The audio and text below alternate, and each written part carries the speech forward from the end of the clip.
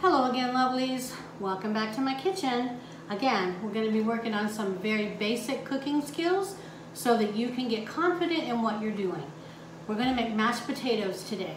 Very easy. And something that everyone loves. Potatoes. For us, I'm going to tell you it really doesn't matter what type of potatoes you buy. Generally speaking, russet potatoes, which are the baking potatoes, or Idaho potatoes make a fluffier mashed potato. Yukon Gold potatoes or red potatoes will make a creamier mashed potato. Most people would use a russet or an Idaho to make a mashed potato, but you can use whatever you have. I have right here on this towel 2.5 pounds of russet potatoes that I have generally peeled. Not perfectly, because I really don't care that much if it's perfectly peeled. When my children were small, I didn't peel potatoes to bake them, to mash them at all, because we had a large family and it was too much work. Now I mostly peel them, but I don't mind the peels in it. You can totally clean yours. These have been peeled and washed.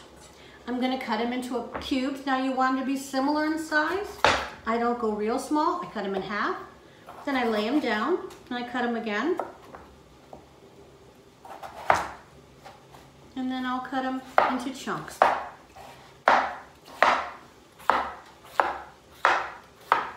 You want them similar in size so they cook about the same amount of time. I don't go really small because I like them to have some texture when I'm done. That's a personal preference. The smaller ones, I cut in half and then lay them down and cut them in half. And then I might only cut them twice across, and the longer ones I will cut 3 times, maybe even 4, depending on how long it is.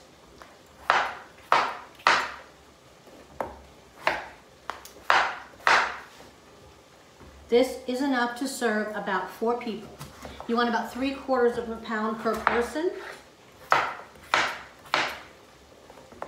Behind me, I have a big pot of water that has just started to boil really well. I'm gonna put these in a strainer because I'm gonna give them a rinse. I've already rinsed them after I peeled them, mostly to clean them. This is gonna be a rinse to get some of the excess starch.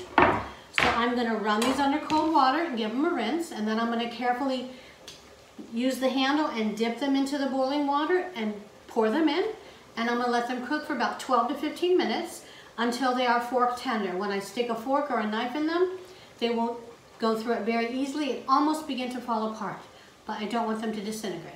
So that usually takes about 12 to 15 minutes. We'll get them started.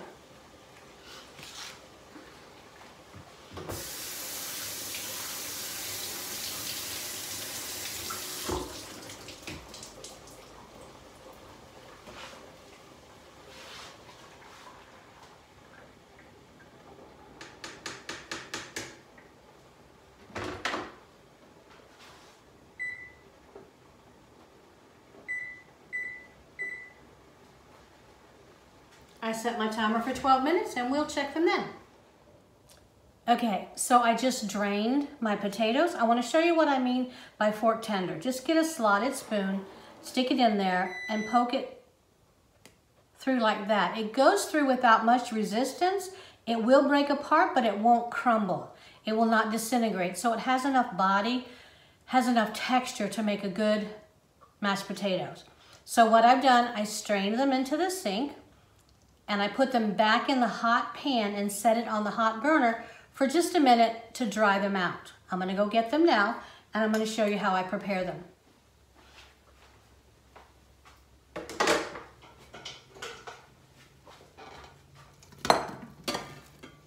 There are my hot potatoes.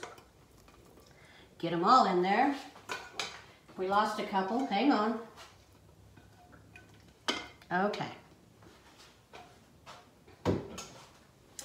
There are my potatoes, and for this 2.5 pounds, I have 8 tablespoons of butter. Personally, I would use more because I like butter, but this is what a regular recipe would call for. But you know I want you to make it your own, right? So that is my soft butter, just beginning to melt. I have here about 3/4 of a cup of milk. I'm gonna put maybe a half a cup in there for now and see what that looks like. I'm also going to add pepper, 2 pinches, which is probably a good teaspoon and a half. Salt, I'm going to add 3 pinches, which is about 2 teaspoons. And I like to mash them by hand before I get the electric mixer. I don't like them too mushy. I like the texture. So I do a little hand mixing first. Drop some on the counter usually. That's how it works at my house. And then once they're pretty much done, I will take an electric mixer to make them nice and fluffy.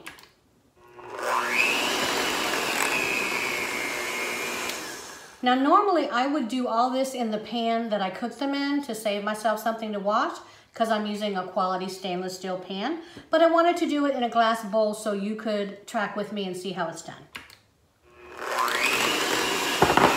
Once I realize it's not going to jump on me, I will turn it up a bit. I have a spatula to put them in.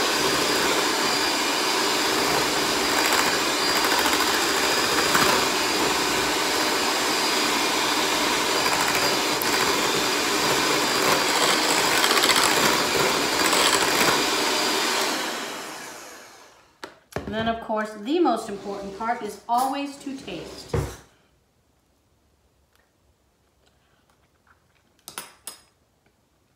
Oh, mashed potatoes. They are good.